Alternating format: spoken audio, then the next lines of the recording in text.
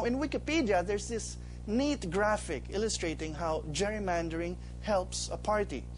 Let's imagine a state, or in our case, a province, with 4 districts and a 36 to 28 Green, or G party majority, which you can see here. If you can see the little black lines here, that would show you the existing divisions of the different districts. Now, on the top left, Magenta, or the M party, wins the urban district, while G party wins the 3 rural or suburban districts. The result expresses and enhances the fact that the Green party is a statewide majority party. Now, on the top right, by redesigning the 4 districts, and again, you can go to the Wikipedia page to see the way they divided the lines here, there is a 2-2 tie, with the Green party dominating the 2 new rural districts and the Magenta party dominating the 2 new urban or suburban districts, closer to proportionality, but masking the fact that the Green is still the statewide majority party. Now here on the bottom left, creating 4 mixed-type districts. And again, if you remember, the central part, if you imagine the map, would be the urbanites, and then the part on the side are the suburbs. If you look at this, redrawing the districts can yield a 4-0 win for the Green party, a disproportional result considering the statewide reality. And then if you look at the bottom right here, with classical gerrymandering techniques, it is even possible to ensure a 1-3 win to the statewide minority Magenta party. And that's the, gerrymandering at its purest.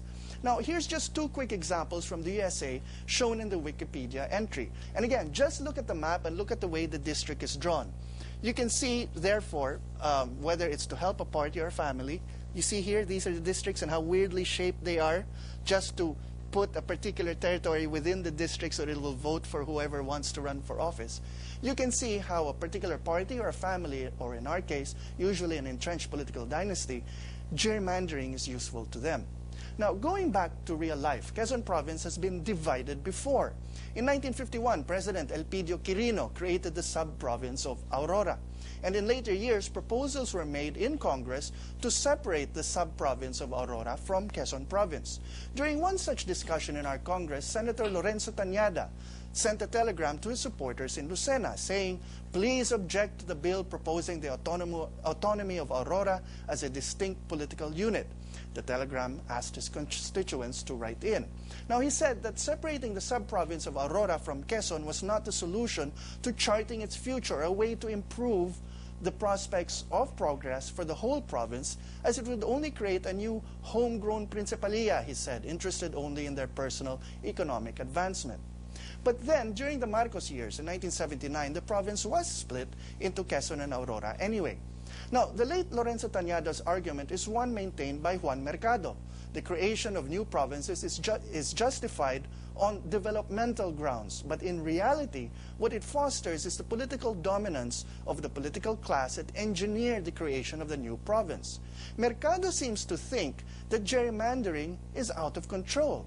Now, does this belief have a basis in fact? Have our congressmen, in fact, gone berserk? Here's a visual clue.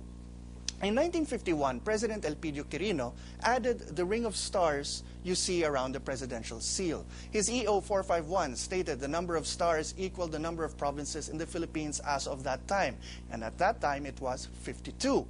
In 1998, President Joseph Estrada, through EO 19, amended the Quirino order, stating that the number of stars would thereafter be determined by the number of provinces the country has at any given time. In 2003, President Arroyo clarified things further through EO 310. Now, when she signed that order, the country had 79 provinces. Today, the country has 81 provinces. We have even more cities than we do provinces. In 1996, we had 61 chartered cities. In June 2000, we had 84. By the end of that year, we had 96. And by 2004, we had 117. In contrast, Indonesia, which is also an archipelago, had 10 provinces when it achieved independence. Today, it has 33, subdivided into regencies, which have received increased autonomy since 2001. And of these, 7 new provinces were created since 2000. Malaysia is a federation of 13 states, 9 sultanates, 2 states with governors, and 2 federal territories, including Kuala Lumpur. Since independence, Malaysia has created only 2 additional states, Kuala Lumpur, which split from Selangor, and Putrajaya, which split off from Sepang district in Selangor state.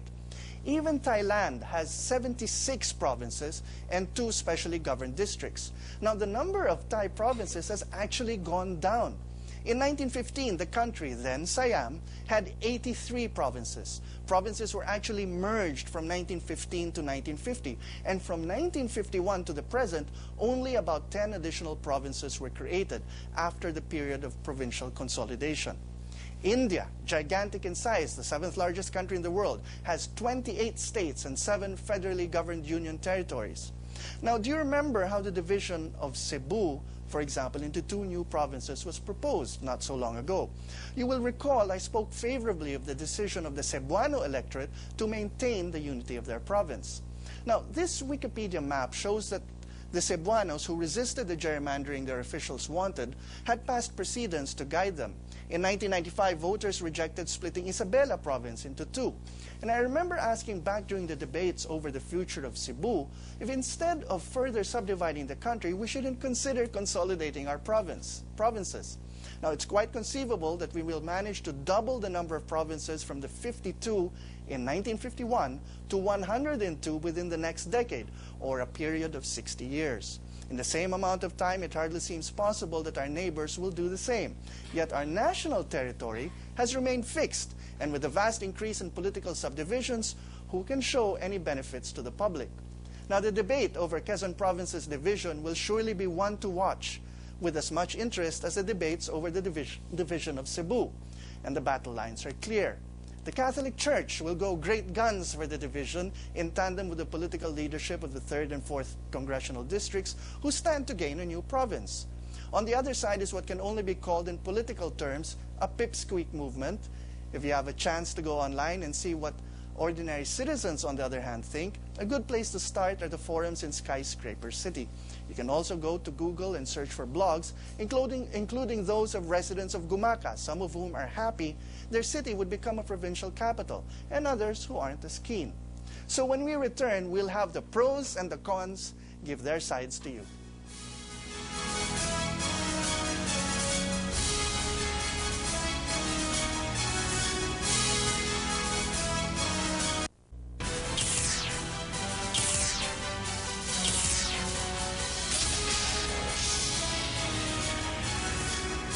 Books featured by the explainer are available on shelves or on order at a different bookstore. First of all, I'd like to welcome our studio audience from the UP Philosophical Society. Now, we're also joined by our 2 guests, Representative Erin Tañada and Attorney Sunny Pulgar. Now, we'll give them both a chance to give their pro and con arguments, and I'd like to start with Representative Tañada, who's one of the proponents of the province's divisions. Yes, you earlier mentioned my grandfather as having said that we should not allow Aurora province to separate from Quezon. But I think that position, if you look at what has happened to Aurora right now, has changed.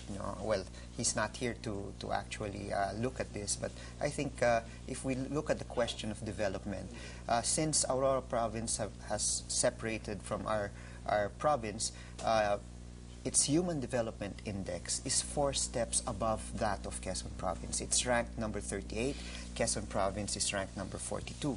And in terms of poverty, this is a statistics from the World Bank, Aurora province has a poverty incidence of 18.49, while Quezon del Sur, if the proposed plebiscite pushes through, has a poverty incidence of 47.82.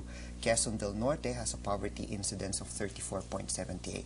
So we could see that if we look at the development of Aurora, it has greatly improved its development. So we feel that this is really a development question. No, as someone who's familiar with the issues of the plebiscite, everyone is usually focused on the political side of it, na yes. magkakaroon ng bagong Kapitolyo and maraming opisyales and that sort of thing. Now, what are the other reasons that you're pushing forward? I mean, of course, most voters will want to say, what will it do to improve my life? You know, I've